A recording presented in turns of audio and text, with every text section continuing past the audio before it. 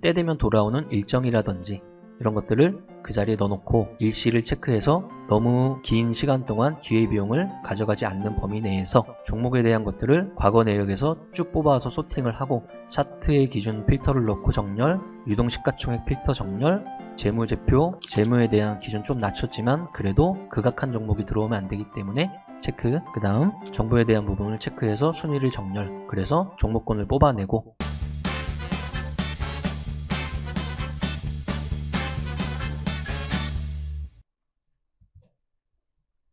안녕하세요, 몽당연필입니다. 주중 유튜브 시간입니다. 자, 19.8만 명 많이 올라왔죠? 얼마 안 남았습니다. 20만 빨리빨리 찍고 우리가 큰 이벤트를 통해서 우리 회원분들, 유튜브 구독자분들 좋은 혜택이 돌아갔으면 좋겠네요. 자, 두 번째는 카페입니다. 카페에서 8,888만 원의 주인공이 아직은 등장하지 않았지만 확률 올리고 계신 분들이 있네요. 화요일 기준으로 둥둥이님 9개 종목과 코스피 라인들의 순위를 마치고 계십니다. 확률을 통한 투자를 만약에 이번에 결과치가 나온다면 굉장한 이벤트죠. 그렇죠? 지금 한 2거래일, 3거래일 남은 지금 기간 동안에 등락의 현황을 잘 파악을 해보죠. 최초로 8,888만 원의 주인공이 생기는지 체크를 한번 해보겠습니다. 응원하겠습니다. 자, 그리고 주중 유튜브 시간은 제가 업종에 대한 리포트를 끌고 와서 그에 대한 내용을 로직화하거나 판서하거나 이런 시간인데요. 오늘은 한 가지 키워드를 가지고 왔습니다. 키워드 가지고 생각을 많이 해봐야 될 것 같아요. 개인 매매자분들이 많이 사용하는 패턴이기 때문에 그 키워드는 타이밍입니다. 타이밍. 대표님이 8테크, 8팁 이런 3박자 투자법상 차례를 보면은 그런 키워드를 통해서 주식 투자나 주식 매매에서 우리가 가져야 되는 기술이나 자질 같은 부분을 설명을 하시는데요. 타이밍은 어떨까요? 타이밍. 타이밍이 중요할까요? 중요하지 않을까요? 어떠한 전략을 피는지에 따라서 달라지겠지만 타이밍을 보고 안 보고가 결과체에 영향을 주는 것은 필연적인 것 같습니다. 예를 들어서 배당주 성격의 플레이를 하시는 분들, 여름이 되면 배당 플레이를 한다. 여름 구간을 지나가면서 이 금융주들, 특히나 은행주들, 주가에 대한 부분이 시장의 관심도가 굉장히 많이 떨어져 있죠. 그 구간에서 기간과 가격을 열심히 분할 매수하고 평단을 맞춰놓고 연말이 돼서 11월, 12월에 배당주 시즌에 차익 거래를 하시는 분들이 있습니다. 그럼 이분들한테는 타이밍이란 거는 저렇게 정해져 있는 거죠. 그쵸? 그리고 배당주를 차익 거래하시는 분들은 배당을 받기 위함보다는 말 그대로 시장에 그 에너지가 강할 때, 약할 때 이에 대한 생각을 거꾸로 가져가서 포지션을 취하고 팔고를 반복하시는 분들입니다. 어떨까요? 과거 데이터를 보면은 은행주, 대형 은행주 기준으로 이런 배당 플레이를 했을 때 대략 한 플러스 마이너스 20% 정도의 차익 구간이 있었던 것 같아요. 뭐 상이하겠지만 연도에 따라서. 그러면 11월 되면은 배당주 플레이를 원래 안 하던 분들도 그에 대한 모습들을 가져가기 때문에 그쪽의 에너지가 커지니까 그런 것들을 미리 준비해서 이용하시는 그런 전략인 것 같아요. 그렇다면 이것들을 단순화 시켰을 때, 로직화 시켰을 때 이 자리에 뭐 일정주라는 단어가 들어오든 뭐 스케줄이라는 단어가 들어오든 계절주라는 단어가 들어오든 저 단어는 게 중요한 게 아니고 이 단어의 핵심은 타이밍이라는 거죠. 이게 핵심적인 이런 전략을 가져가시는 분들의 키워드가 되는 거죠. 그렇다면 어느 정도의 단계를 이제 로직화 해놓고 이에 따른 종목군이나 테마군을 이쪽에 넣어서 플레이를 할 수 있는 것들을 어느 정도 로직화 해놓으면 이런 것들을 때가 될 때 우리가 실행을 할 수가 있는 거죠. 자, 첫 번째는 당연히 일시를 체크해야죠. 타이밍이라는 거는 너무 이 타이밍을 길게 잡으면 엄청난 기회비용을 초래할 수도 있어요. 이 타이밍을 너무 짧게 잡으면 시장에 부각되는 재료 노출 구간에 들어가서 아주 짧은 타이밍에 트레이딩을 급박하게 해야 되는 구간에 들어갈 수가 있어요. 그래서 일시 체크를 해야겠죠. 두 번째, 종목을 소팅을 해놔야죠. 우리가 관심 종목이라는 그런 칸에다 만들어 놓는 것들 보면은 굉장히 많은 이렇게 확산을 통해서 만드시는 분들도 있고, 구분을 안 해놓고 다 하나, 두 개 칸에다 몰아서 넣으시는 분도 있고, 다 다른 것 같아요.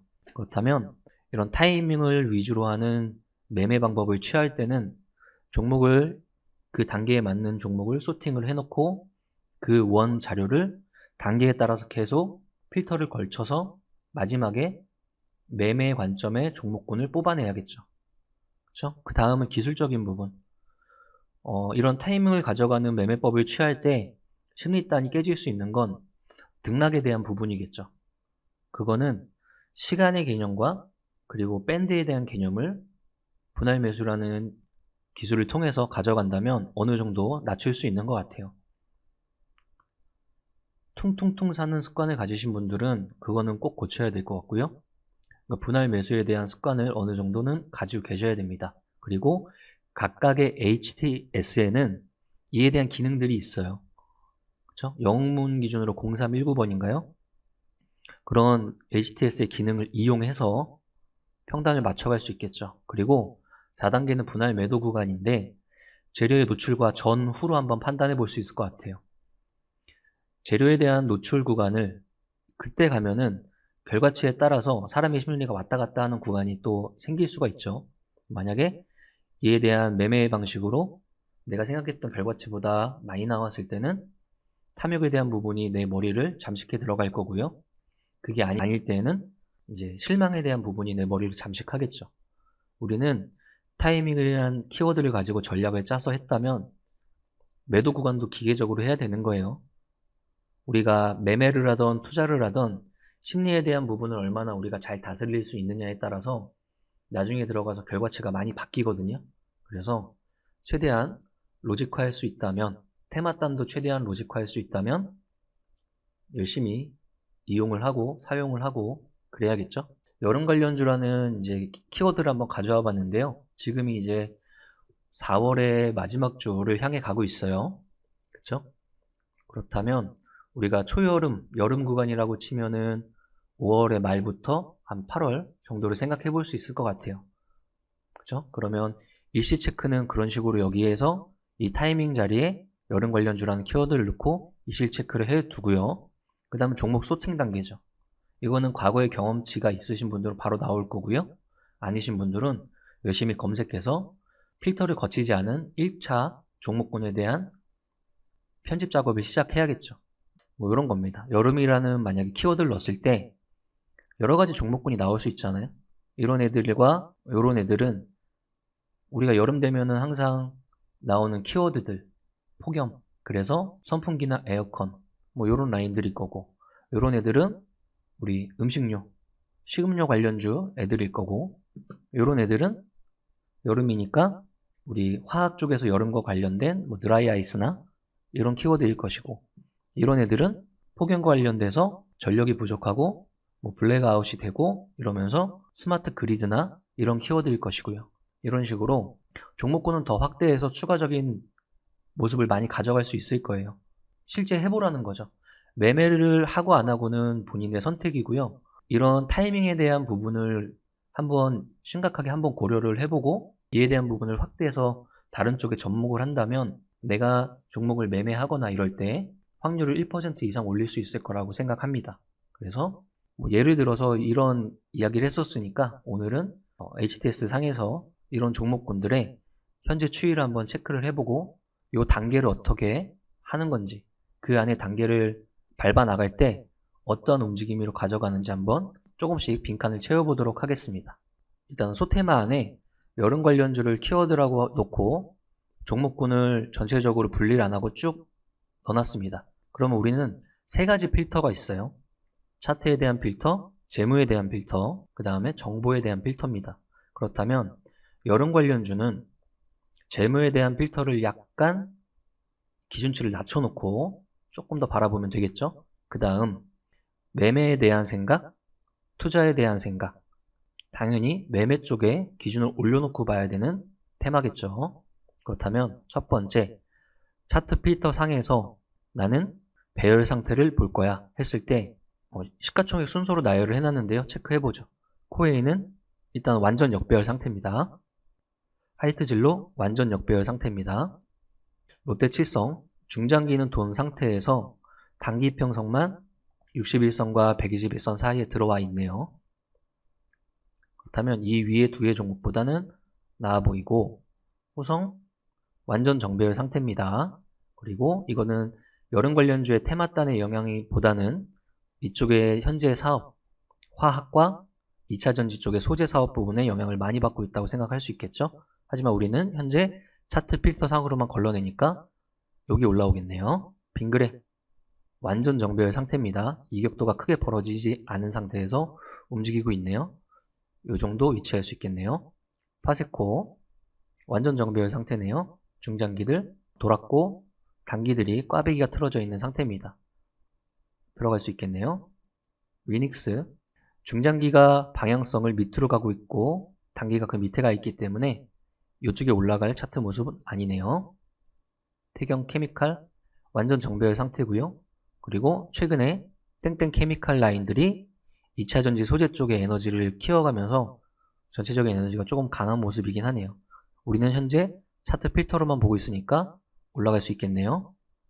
신일전자 완전 정배열 상태고 단기들이 깨졌지만 중장기는 정배열 상태입니다. 그 다음 제주맥주 중장기가 깨져 있다가 최근에 이격도를 붙이면서 단기와 중장기 차트가 꽈배기 상태 초입 구간을 가져가고 있네요. SCD 정배열 상태네요. 옴니시스템 정배열 상태네요. 오텍 중장기가 깨져 있는 역배열 상태입니다. 에센테크 정배열 상태입니다. 위니아 중장기는 돌았지만 이격도가 좁혀들면서 에너지가 조금 약하네요. 누리플렉스 중장기 정배열이고 단기들이 붙어있는 상태입니다.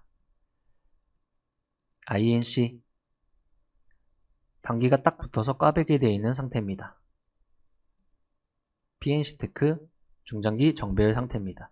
이런 식으로 했을 때 차트 필터만 봤을 때는 이 밑에 라인들은 역배열 상태의 종목을 움직임을 가져가고 있는 모습이에요. 그렇다면 우리가 여기서 종목 소팅을 해놓고 이 단계에서 차트 필터를 통해서 1단계 체크를 하고요.